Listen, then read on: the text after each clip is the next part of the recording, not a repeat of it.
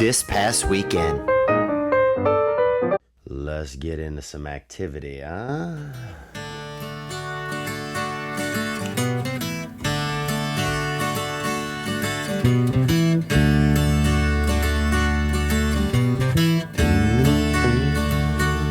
Celebrate living.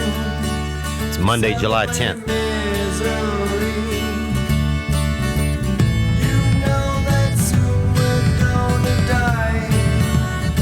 Monday. Let's have some fun while we all die. Celebrate our days. What's up, guys? It is July 10th, and I am happy. The usual, man. I'm here, and I'm happy to be with you. I just got back from Nashville, Tennessee, and man, first, I've never seen a place that had so many cranes. So much construction. Building. I mean, they were building. Everything's being built. You couldn't find probably a spare stick or thing of glue in the city. Everything there. Stacking, building, cranes, up lifts, Latinos, people yelling, orale. Send up another brick. Send up another brick, Manuel. A lot of contractors out there, hey, I'm a contractor. I've got a tool belt, and I've got I got a hammer, and this is my hammer. This was my daddy's hammer. This is a 6th generation hammer. Look at look at my initials. I'm Wyatt Dunhill the 9th. And we all been having this hammer in our family. This is a family hammer. A lot of construction in Nashville, man, blew my mind. Because I actually thought about trying to get into that market. Tap into there, buying something, rent something, just be involved. In a while back, and now I believe now it's too late to get in there. It's just so it's so big. I've never been to a city that had so much being built. Just really big over there in Nashville. We had a great time out at Zany's, man. We took a ride. On that stage, man. It was my first time being there. I want to thank everybody that came out. I mean, we had some rambling Rickies from Arkansas that drove 5 hours. We had some trippy vixens from Mississippi. Some cute scoopsies. Running that trim out there. We had people from Atlanta, Chattanooga, the Noog. We had people coming out and enjoying it and enjoying the show. And we had a great time. And I want to thank Zany's, and I want to thank everybody in Nashville that came out and enjoyed it, Went out with some friends. I had some friends I hadn't seen in a while. One of my buddies had a girl that he knew met us at the show or whatever, and he ended up not being able to make it until the end. So his girl was there. Man, she got drunk. She was in the front row. And there's sometimes these women at the shows, and it's usually, honestly, it's women. And it's usually an attractive woman, or a woman who thinks that she's attractive, or who's always been told she's attractive, or, kind of spoiled. Let's just say spoiled, because you can look any way and be spoiled. And just really ruins a lot of the show. And that happened Saturday night, man. This girl wouldn't shut the fuck up. Like, dang, dude. If I'd have had a bag of shut the fuck up feathers, I'd have probably just hit this young lady with them. This lady would not, she had to be the center of attention. And it's really, when somebody does that, it doesn't happen a lot, but it's just such a selfish move. I'm up there trying to give it my all. There are people that have come to see this. I've come to do this. And you got these selfish, just damn pigeons, dude. Bunch of fucking, honestly, coke pigeons, probably. Because this girl looked like she'd been just, beaking around a bit. Huffing for a little bit of that dust. Trying to cop a gram up through the bottom of her beak. And so it just made me mad, man. My buddy, I didn't even get to tell him. And here's what I couldn't decide was, Because my buddy, he didn't get there to the end of the show, so he didn't know this girl, and she didn't ruin the show. Now I'm a professional. I could have thrown her out at some point if I wanted to. She was, but if I'd have been going another 10 minutes on stage, I would have tossed her. But she did enough where it was like she definitely impaired the show. You know, when you have to tell somebody a couple times to get their act together and they're an adult, that's unfortunate. You know, that's unfortunate. But anyhow, man, now I just can't decide. Do I tell my friend? Because it's the next day. Do I tell him, look, man, you know, these beautiful birdies that you sent out, you know, they were just, you know, chirping up the little Armageddon that was wrecking everything. Or do I not say anything? Because if I don't say anything, I'll just let it pass and it's gone. There's nothing there.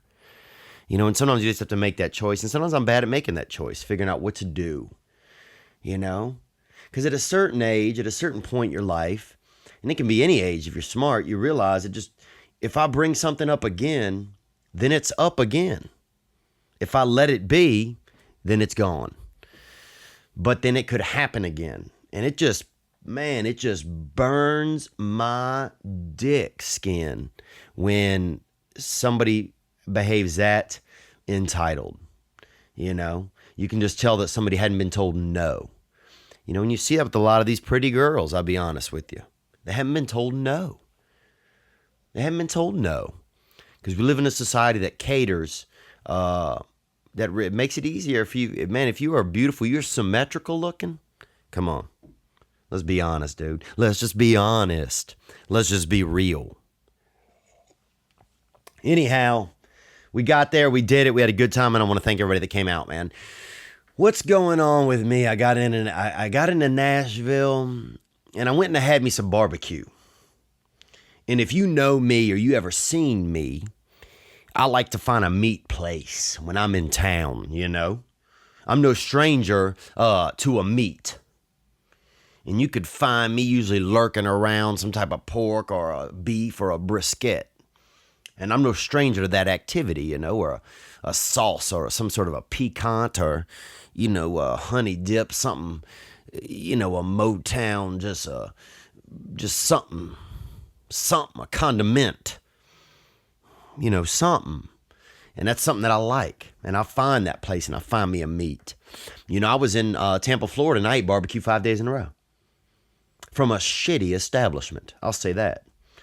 So you know if a man's eating shitty barbecue 5 days in a row, you know he will fucking turn his skin inside out to show up and what he'll do, the damage he'll do at a decent establishment. And that's me. That's me around a meat. So if you ever want to trap me, if somebody out there is thinking about trapping me or murdering me, because I know they got murderers out there. You know, I've been a long time fan of murder shows and of actual murder. I don't condone murder, and I don't want murder for anybody. I've never laid in bed at night wishing for murder. But I do get excited with a new episode of Dateline. And sometimes I will, honestly, every time a new season comes out, I will pray that, you know, I'll pray for the people in the episodes that are gone. But I'll also pray that if more people get murdered in the future, that they don't find their killers just yet. Because I want another season, man. And maybe that's selfish. I don't know what that means about me. But I know I'm not the only one. Because murder is probably the most popular genre of entertainment on television. You know? We've come to love murder. Knock, knock. Who's there? Hopefully Lester Holt. You know? Hopefully Tamron Hall. And those are Dateline hosts from Dateline. But yeah, people love a murder, man. Hopefully Robert Stack. Unsolved Mysteries. I'm John Walsh. But I've always been, I've always been a fan of the missing and the murdered and that. And anyhow, what was I telling you guys? If you ever want to trap me somewhere, the meat or the ruse to use is meat. You know, if I'm walking down the street and I see a plate on the ground and it looks unhampered with, and they got a bunch of, some freshly stacked meats on there, boy, face first, son. You never seen a dude dive face first, arms by his side, not in front of him, into a meat plate. And that's just how I get sometimes. And I think a lot of that's growing up. I grew up in around cereal, a lot of grains. You know, and you'd see occasional meat. You'd see, they had a lot of people doing bologna in our neighborhood, bologna slices. They had a lot of, not a lot, but they had a couple brothers around us always grilling up dove and, air game and small air game and usually illegal air game. I had family that had owl for Thanksgiving. That was actually this past year. 2 owls, actually, which is an overrated bird. And I will argue with that to the death with anybody. But yeah, we had, but if you ever want to trap me, meat is the way. And so I probably shouldn't have given that clue out there, but it is. But yeah, man, a lot of construction sites in Nashville. And that made me think, if you're going to murder, and this goes out to, I guess, anybody that, and if you have ever killed anybody, man, and you want to confess it, you can hit that hotline, boy. That number is 985 665-9403, I believe. Yep, 985-664-9503. And we're going to get to some calls in just a few minutes. We got some great calls this week. But yeah, if you hit the construction sites, great place to get rid of a body. You know, that's body country. I mean, and I've often wanted to go look for bodies and stuff at night, but a lot of those sites are secure. But anyhow, man, Nashville is definitely a great place to hide a body this time of year, and a lot of real estate going up. But one thing that gets me when you see these buildings going up and all this construction and activity, I start to get. It makes me a little mad because now real estate's become such a business that they just move in and they know how many square feet, like these contractors and these big developers. It's just, it's the same property they have here that they have in Minneapolis or that they have in Huntsville or that they have in Houston or Chicago or Champaign-Urbana. It becomes so formulaic, and that's one thing that's happened with real estate over the years. It's just become very, just such a formula out there, like everything else. And, I guess it's just part of the cookie cutter future that we're really just rippling towards here, it seems like a lot of times. Yeah, so that was it, man. That was Nashville. Had a great time, man. I want to thank everybody that came out. We had a great time, and I hope that Zany's has me back. I want to thank my friend Richard who called in there a bunch. I want to thank my boy Mike and them that came in from Arkansas. And I want to thank Lucy over at Zany's and everybody at Zany's in Nashville. This coming week, I'll be in Orlando this weekend. I'm in Orlando, and you can check that out. Also, if you're on the YouTube right now, you can see right behind me. Well, first, let me tell you these Orlando dates. The 13th through the 16th of July. Then on the 20th of July, I'm in San Diego. The 27th through the 30th of July, I'm in Montreal at the Just for Laughs Comedy Festival. August 10th through 13th, I'm in Addison, Texas. And September 6th through 9th, I'm in Austin, Texas. So there we go, man. Those are the dates coming up. And if you're on YouTube, you can see right behind me. We got a beautiful print that you can order online. It's from the Hampin' Ain't Easy soundtrack. It's from that album. And it says, keeping my squad hydrated. And they got a gentleman juicing up a couple of hamps that he's got in his coat. And you can get on YouTube and check that out. And you can find that as well as my other albums and some other pieces of paraphernalia at theovon.com/store. I'm having some coffee. I got a set tonight at the Comedy Store, world famous Comedy Store. I'm excited. Hoping to see some of my dogs up there. I need to see. I'd love to see Bert Kreischer up there, Fighter and the Kid. Those gents. Rogan. He's been up there so much recently. It's just been inspiring. So to be around some of those guys has been great. All right, man. What can we get into right now? I'm trying to think about something great I want to tell you guys about. I want to share kind of a story or something maybe from growing up that I haven't told you yet. But let's get to a call, man. We got a call right here.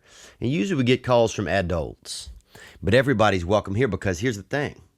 We were all children once. And sometimes I wish it were easier to access those feelings and those thoughts and memories that I had as a child. Because what's interesting as a child is all your memories and all your thoughts, everything is so real. And it's so fresh. You know, like the first time you do something or first time you see, it's like that's the first time. So it's so thick. But for some reason, as I've gotten older, it's harder to access some of that. And that makes me upset a lot of times. You know, and I don't know if I need to, I don't want to get all up in with these psychics or hypnotists. I used to see a hypnotist for a while. And that lady was nuts. That lady was full of shit. She was really just kind of like a lullabyist. She'd put me to sleep and then wake me up, and I'd owe her $150, man. You know, it was like a hooker, but without the pussy. You feel me? All right, man. Let's take this first call right here. Hi, Theo. This is Preston, and I am from Petaluma, California. My mom loves you. She lets me listen to you when we're always in the car. But Okay, so this is Preston from Petaluma. This Petaluma Preston. Man, it sounds like a child to me. This sound like a child or one of those people on the Learning Channel that have, I think it is called civil dysmorphia or something where you are very small. You know, just a tiny friend. But let's hear him. Let's hear him out. Thank you for calling, Preston, and thank you for your mother for letting you listen to this past weekend. I need some advice. I have this crush, and I don't know how to tell her about my feelings for her. Like, she's the one for me, man. My heart just goes insane when I'm around her. So there was one day that I think was the last day I could see her. She didn't die, but I think that was the last day I've seen her, because I haven't been seeing her around, and I just need some advice when I see her. Okay, so we got Preston is calling. He has a crush. This young lady, I'm assuming, or maybe a man, but he said her, so it's probably a female. You know, something of the vagina gender. And he have feelings for her, and he doesn't know how to share his feelings, and he wants to know how to share his feelings when he sees her again. Let's hear him out. I see her one time to say something like what I should say to her and tell her about my feelings and how much I care about her and how she's my soulmate. I need some advice about that, and have a good day, Theo. Hope I'm on the podcast. Bye. Wow.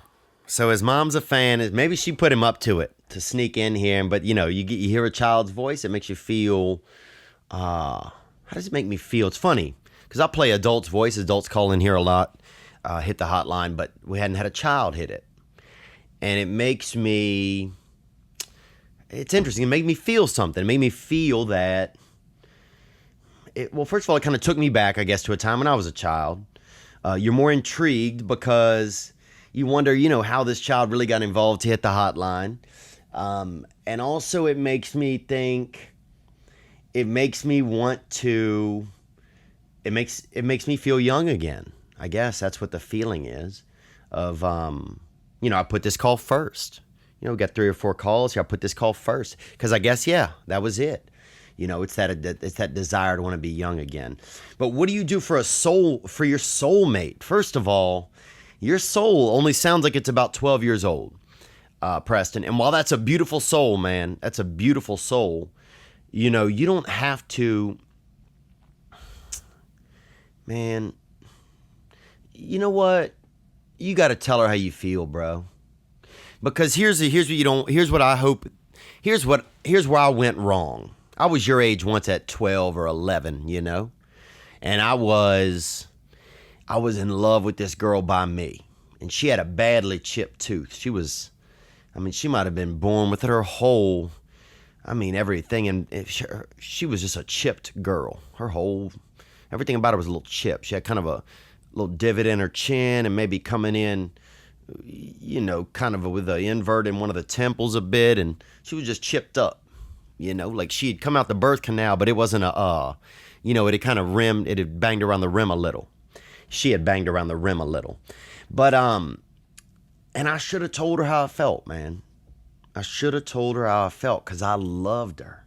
I was a kid, you know, but I loved her. You know, she lived by me. And I'd almost told her one day, but somebody shot a dog. Somebody shot a rabid dog. This, like, literally the moment I was going over to talk to her, somebody shot a rabid dog. And but anyhow, Preston, you got to tell her, because here's what I did. And I don't know how old you are, but I would pretend she was a pillow. I had a pillow that had a white case one time that I got for Halloween. And I didn't use it because I didn't want to be a ghost and a bunch of just shit, because, you know, it was like a vampire year and ghosts were out and blah, blah, blah. But I ended up just writing this girl's name on the pillow, and I would just kind of, you know, hug the pillow at night, and I would kind of grind my body up against it. And I did that instead of choosing to go speak to her. So you got to find a way to talk to her, man. You know, and I would do something, make it simple. First of all, you just need to, you sound like a creative guy. You know, maybe you could take a little note and write it in a balloon or something, and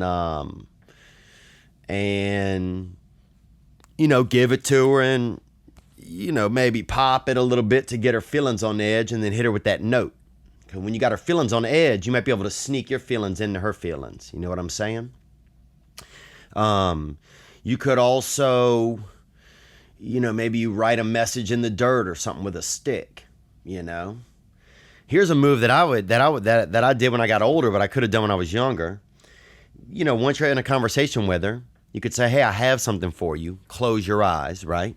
And this is kind of a lame dude's move, but I used to use this, I think. And I'm just saying it's lame in case you guys think it's lame, and then, and so I've kind of covered my tracks. But I would say, I have something for you. Put out your hand, and then she would close her eyes, and then I'd drop a little bit of lip action on her. Hit her with them lips, you know? Because a kiss says a million words. That's what they say, dude. A kiss says a million words, Preston. So I'd drop them lips on her, man, you know? I'd hit her with them soft red hammers, dude. I'd hit her with them soft red hammers. And, but in the meantime, make sure that if she says no, how are you going to recover from that? How are you going to behave after? Have a backup plan for what to say, because that's when it gets weird for a guy. When he puts all his marbles, you know, in his gun, and then he shoots them all right at a woman, and then he's left standing there, and she wants to hear something because she's rejected him, and he don't have any marbles left. So save a marble, man. But good luck out there. Fire them off.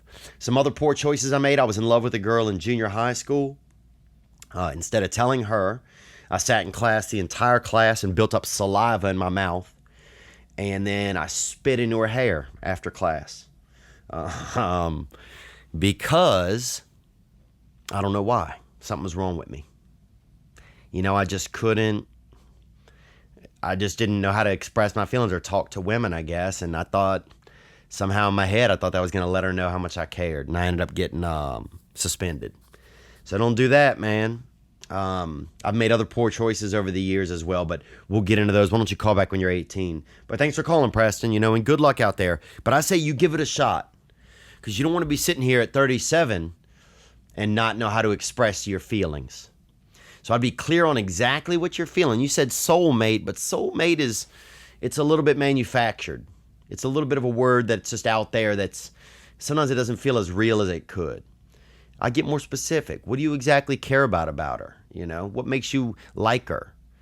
So that if she says no, at least you still got some friendship. You want to at least be able to end with friendship, you know, because then that can turn up later, you know, and you still got a lot of time ahead of you. But dude, I like your enthusiasm, and tell your mother I said, hey, she sounds cute, honestly. All right, let's move into another call here, dude. Now, on the last podcast, we talked a lot about America. We had some gentlemen call. I got one right here. Let's hit it. Hey, Theo, what's up? This is Alex from Kentucky, and This is Alex from Kentucky. Thank you, Alex. Let's hear it. want to talk about poor people being lazy. Last week's episode, we talked about that. He wants to talk about poor people being lazy. The poor and lazy. Popular subculture in America. Let's hear it. And I come from a town of about 1,400 people, a small town. Everybody knows everybody. Raised kin to half of them. and my mama raised me on food stamps. My dad worked a regular factory job. You know, we made ends meet. Everybody in my family got hooked on drugs. I was raised with cousins. You know, doing what they do. Okay, so Alex is from Kentucky. Came up in a poor family. Mother worked, father worked on some government assistance, but they made ends meet. And thank you for calling, Alex. I appreciate it. As far as being lazy and coming out of a poor place like that, I don't think that it automatically makes you lazy. I just think it's hard to rise out of that. But if you use that as a fire or a fuel to propel you farther, you can actually get places. You know, you're right, man, and I'm glad you called about this. You know, because last week or Thursday we did an episode about America, and people were calling what they thought America was, and a lot of my views really came out of this small town experience that I had the weekend before. A lot of my thoughts, but it's just such a bigger conversation about America and what it means to be American. But yeah, this is a serious thing, man. You know, because the poor white in this country are just, I think, have been tossed to the side. You know, they think if you're poor, they think all poor whites are rednecks, which is so not true. Most poor white people are just poor and white.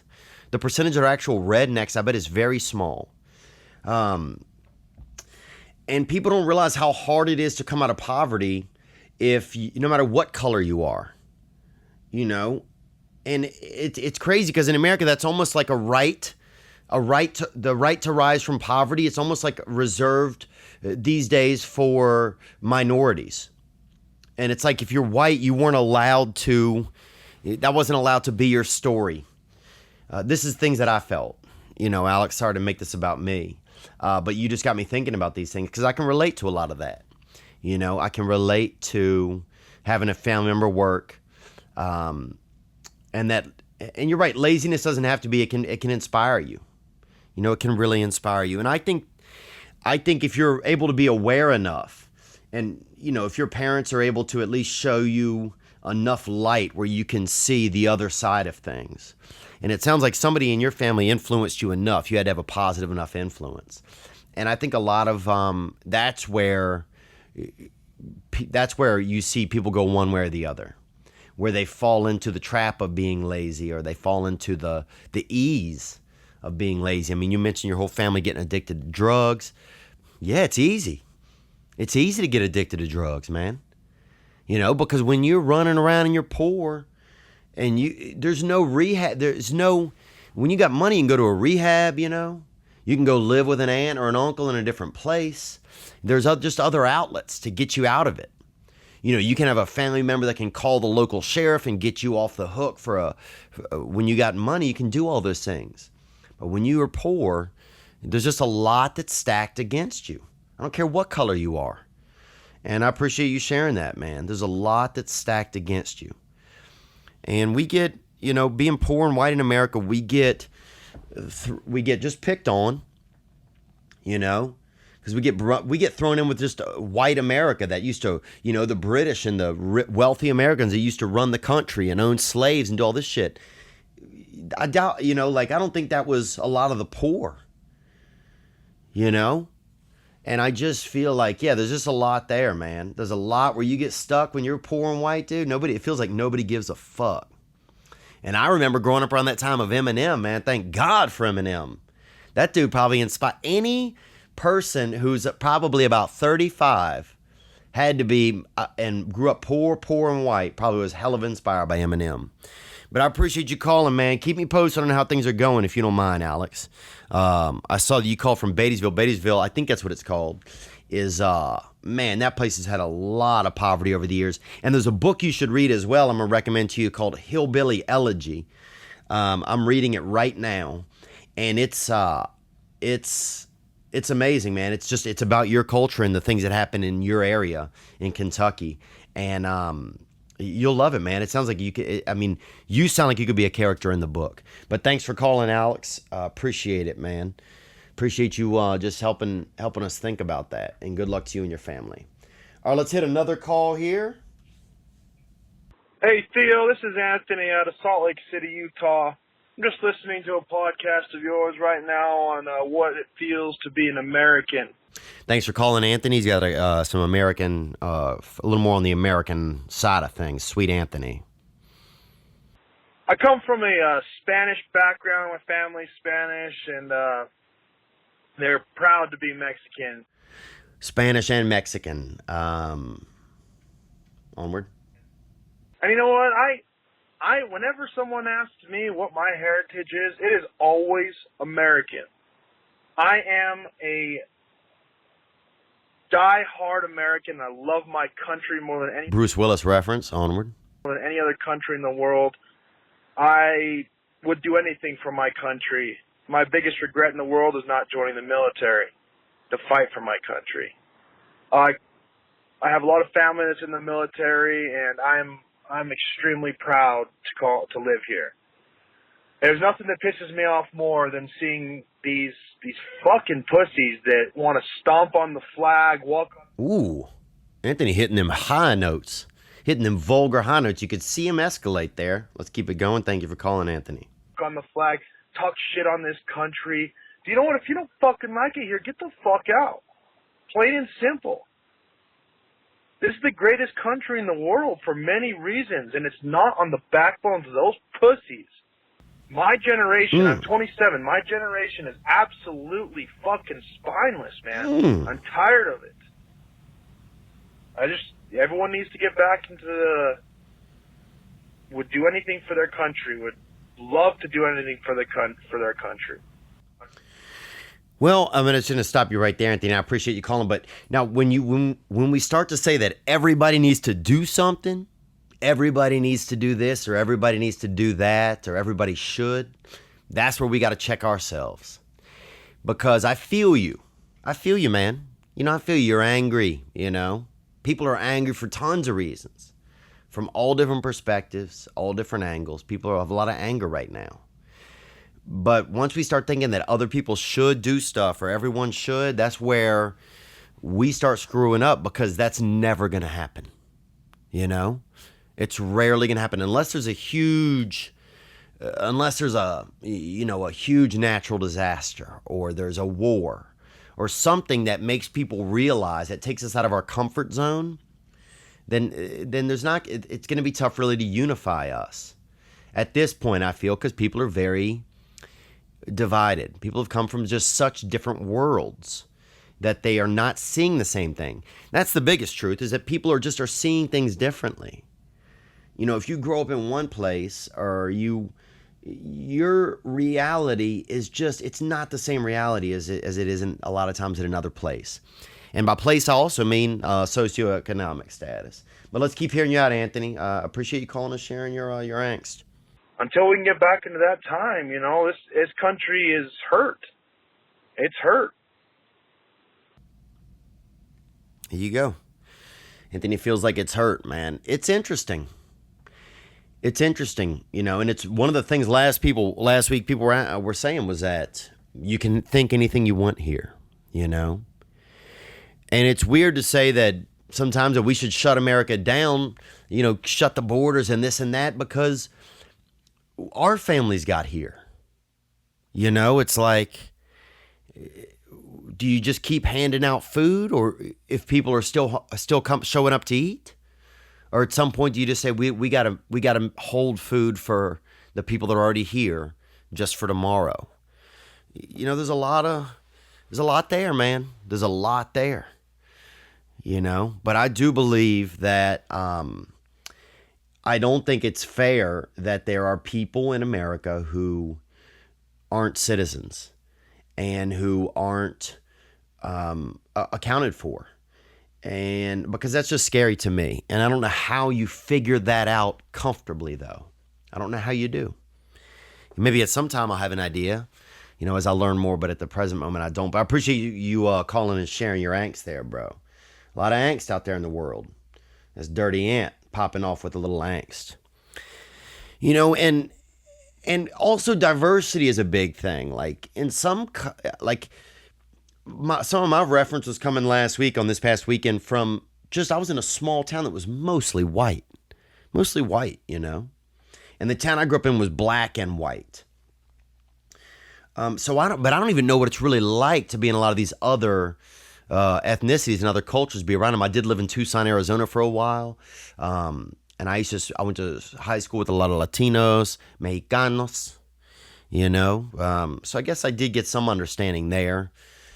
But it's different, man, when your family's, you know, here illegally, you know, you're hiding from worse circumstances in another country, you've run from those.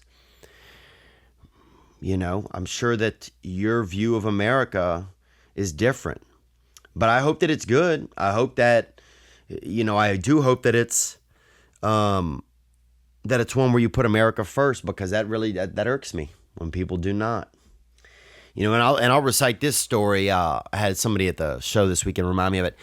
The first Latino boy I ever met. Now, when I was in 8th grade, I was in Mr. Blackwell's class, Christopher Blackwell, and he was a teacher of mine at William Pitcher University. No, William Pitcher Junior High School. Sorry, somebody said it was a university one time, and it wasn't, and that was me just now. But this school, it was pretty separate. On the playground, they had the hick tree for hicks, and those are people that, you know, are rednecks, basically, the hicks. Then they had the prep tree, which is for like preppier kids. And then they had the black. They didn't really have a black tree. The black kids just kind of went wherever they wanted. You know, black kids kind of ruled the roost a little bit. And because the black kids were usually the toughest. They were the toughest kids, you know. Actually, some of the hick kids were pretty tough. So you didn't see much squaring off between them that much. But anyway, that's the school. That's the way the school was kind of set up. A little bit not segregated on purpose. Just people chose to hang out in those spaces. Chose to. This was all choice. It wasn't like, no one's allowed over here. Those were just kind of like the hangout benches. And I remember we had a Mexican kid that came named Nicolas. And the first day in class, man, everybody was like, holy smokes, dude, there's a real Mexican here. People were fired up, and I remember the next day, like, people were wearing like vests and shit. And one boy could drive, and he played like mariachi music in his car on a tape. Some boy drew a mustache on his, like, above his lip with a black marker. Like, people were fired up. They didn't know what to do. You know, we didn't know anything a lot about Mexicans, because they just didn't have them. They didn't have them around. And most places, you're not learning about something unless there's a reference to it near you. You're not. And anyway, Nicholas was there, and he seemed like he knew everything, you know. And he just, like, looked older, and he had like and he was in our science class where we learned sexual education. And the crazy thing about the sex ed class was, I remember the class was the biology class, and they had all these animal cages around the room. And at the beginning of class, you could go in there and hold on to an animal. And you could reach into the cage and just get an animal, different types, small ground game, hamps, G-pigs, you know. And there's that poster right behind me, boy, keeping my squad hydrated. But you could get those, a snake, a bunny, you know, some other small things, dirty stuff, nutria maybe, pigeon, maybe baby pigeons. And you could hold them with you during class, you know. You're supposed to put them back in the beginning, but a lot of people would hold them. And I remember this was around the time when a lot of boys, especially during that sex ed time, were getting erections. And so a lot of boys would have those sweatshirts that would have those hand places where you could put your hands in the front, you know, the hand warmer. And they put that animal in there, and that rumbling of that animal activity during the class, and talking about the sex ed, Mr. Blackwell, talking about the sex education, and seeing the drawings of the ovaries and all that, the boys would get excited. And you were much more likely to get spry, really, or to get junk sprung, or to get really, tip hip, if you will, if you had an animal in there, which you kind of, keeping you motivated, keeping your body motivated. So that was just a popular thing that would happen. But anyway, Nicholas came into this class, and the first day he's in there, we're talking about sexual education. And every kid in there, his cheeks are red, and people are just have a million questions, but afraid to ask him. And he raises his hand, and he's like, "Hey, Mr. Blackwell." And this is an impersonation of him. I'm not making fun of him. This is how he sounded. I don't care that he sounded Mexican. I want you to have an accurate idea. He's like, "Hey, Mr. Blackwell, what does pop that cherry mean, Holmes?" And the place went nuts, dude. I mean, we were, Viva la Mexico, like everybody all of a sudden was Mexican. It was like, bum, bum, bum, bum, bum, bum, dun, dun, dun, dun, dun, dun, orale, la, la, la, la, la, mama. Valenzuela was our dad's name, Richie, Oh, Donna. And everybody was just, it was just, nobody had ever just had the balls, de cajones, to ask something like that to Mr. Blackwell. And so we were fired up, dude. We had a new Mexican friend, and he was asking questions about sexual, And then after that, everybody was like, "What does pop that cherry mean, Holmes? What does pop that cherry mean, Holmes?" People were dancing. Everybody, the black kids were all fired up, Pop that cherry mean, huh? What does pop that cherry mean, huh? And people were fired up. Well, anyway, all that ego went to Nicholas's head, man, to his cabeza pretty quick. And he'd been saying at the end of school that day that he was a rapper, because that was like the coolest thing to be at the time if you were a rapper, in the universe, really. And it still kind of is a little bit, But at the time, that was a cool thing to be, a rapper. And he told us all of a sudden, he just blurted out after class, "I'm a rapper." And everybody's like, "What? This dude is a rapper, This guy's a Mexican rapper, who knows about Pop That Cherry, And the next day, Nicholas came to school. People are fired up. Everybody's, couple of people have drawn on mustaches now, People are keyed up, And people are saying they have Mexican girlfriends in like different local towns now and stuff. Like a lot of Latino rumors are starting to fly. And Nicholas shows up and he's got a shirt on and it says Nicholas. He had written it with a marker, marks a lot. It said Nicholas the Rapper on the shirt, right? But he misspelled rapper, 1 P. And I don't know if that's the exchange rate on rapper, but in America that's illegal. And it said Nicholas the Raper. And you do not, that's not something to play with. You don't play around with rape ideas and stuff. And that day they threw him out of school. They expelled him. And that was, we just had a day and a half of Mexican, a day and a half of Latino culture. And God bless him, man, wherever you're at out there. I'm going to say this to you, Nicholas,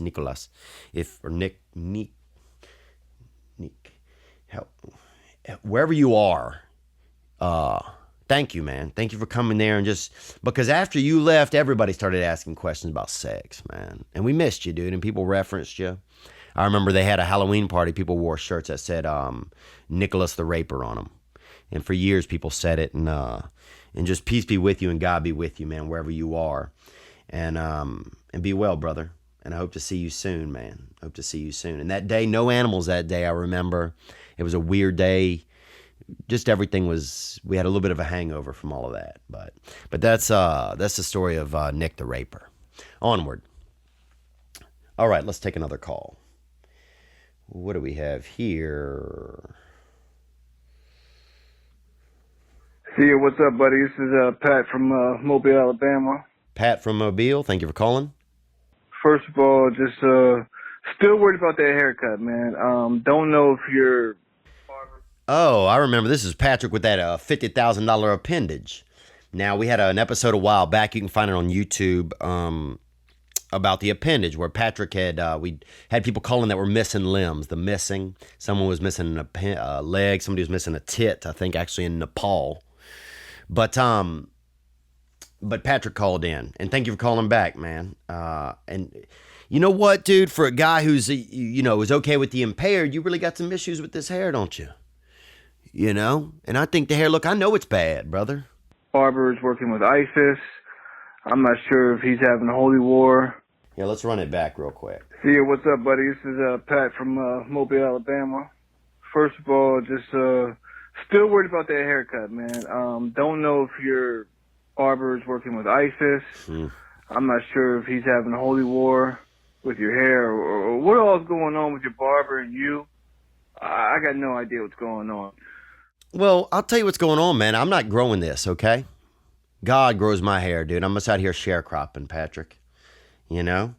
And it takes something. It takes a man. When you walk into a place, I know this is the worst haircut. Okay? I know it, brother. And there's something when you walk into a place with the worst haircut, you are the underdog. You are the underdog. Immediately, it sets the table in the room, Patrick, that I'm the underdog. And watch what I do when I got this dirty cut. Watch me shine. Because anybody can walk in there with the fancy hair, with the gelatin and the slickner in it. But you walk in there coming in natural, with just gravity pulling on the back of your reins. And you come in there and you shine, and that shows them, wow, I should not have judged that man. But I do appreciate you asking about it, man. Let's hear a little bit more. What's your call today about, Pat? But I got a friend who's getting locked up, and he's going to do some time. Anyway, I told him to watch out for booty goons, and he wasn't familiar with booty goons. I'm like, well, these are men who are basically mercenaries for the dudes who run the block, Yeah, secondary assholes. They call them secondary assholes in white collar prisons and stuff like that. It's like if you don't want, well, onward. So like, if you owe me money and you didn't pay, I'm gonna send a booty goon to come check you out. Now, Theo, I know you're aware and familiar with all the dark arts. I was wondering if you could maybe give my buddy some advice on maybe how to avoid booty goons. Well, I mean, if he's in prison and he's new there, I've never done time. I've never done time. I spent a night in jail in Natchez, Mississippi. And what else? I got locked in a cage once for about a day and a half. But I will say this, man.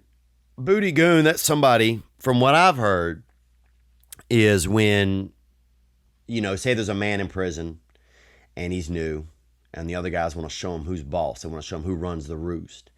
They will send a man over there who likes doing sex with other men. And they will make that man have sex with the other man, with the new guy, like your buddy. So they'll send over a booty goon. But it's not like you think. It's not the guy, he's coming to like pin your buddy down and bang him. This dude holds your buddy down somehow, gets him erect, and then pop, drop, and lock it on that behind, And he shines him up with that brown-eyed girl, you feel me? And he will basically, he kind of molests your buddy, or I don't want to say rapes him, but he may do that to your buddy with his beehole. So he'll hit him with that brown-eyed girl. You know what I'm saying? That Rue McClanahan, they used to call it, that Rue McClanahan. And brown-eyed girl, I don't know if you know that was a song about butt sex, Hey, where did we go? Days when the rains came. Down in the hollow, playing a new game. You know what I'm saying? Down in the hollow, playing a new game. My brown-eyed girl. But yeah, man, for avoiding booty goons, dude, one thing you could do, bro. I mean, I've thought honestly about just, your buddy could get rid of his genitalia. And that may sound crazy to some people. Like, oh, Theo, you're nuts. Well, I have nuts. But how much easier would life be if I didn't? How much more would I get done if I wasn't stopping to look at a piece of ass in the distance, Or if I didn't catch a whiff off some trim, coming around the corner on a windy day. that stopped me and made me go looking, lurking. There's something about having penis and nuts that slows a man down, I find. I really do. There are days, I kid you not, where I want to have my penis and nuts taken off and have them sent to, honestly, I'd send them to a starving country, because that's a week and a half of meat right there, to be honest. And some of you are like, that sounds dirty. That's not dirty. It's not dirty when you're starving and some dude shows up with, a decent piece of meat and some, nuts or meat in some places. When you're poor, dude, nuts are meat. You want some almonds? How do you want them? Medium rare? Nuts are meat in some countries. So, there are times I've thought about that. But if your buddy wants to do that, go hard. He could chop his junk off. That way, those booty goons, if they do bring that behind over, they're not going to be able to wrap it around nothing. And second of all, he could just drink water and have his own beehole sewn up, or put I don't know what kind of stopper you get or something. I'm sure there's something on some of these pornography websites. But I would definitely get him Shawshank Redemption, have him watch that before he goes in. Maybe have him get a tattoo above his B, above his buh, that says Brooks was here. Let him know that, they've already got somebody that's swanging from this rope, if you feel me. They already got somebody up in this say Watson nay hole. So that's just a little bit of advice, man, or just some guidance. But I want to thank all the callers, man. And everybody else, hit the hotline. We got a few more calls that came in. I'm not going to be able to get to them today, but I want to thank everybody that came out in Nashville. Continue to support, please, if you can. Go get that 30-pound bag of hamster bones. My boy Joe Rogan just added a new show. Let me see, where's he at? I want to say Minnesota?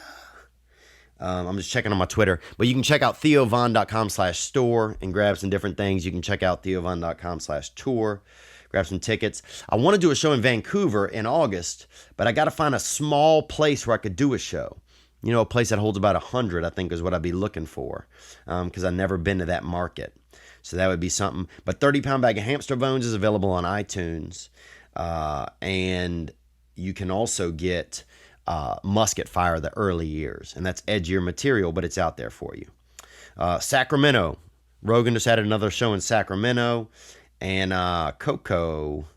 Where's Coco at, dude? I don't even know. That man. That Mad Flavor, dude. Somebody put up a video game of him today that was pretty funny online. Anyhow, he was in Vegas this weekend, so I don't know where he's at next weekend, or I'd share that with you. But it looks like he had a good time. I want to thank you guys again for the support.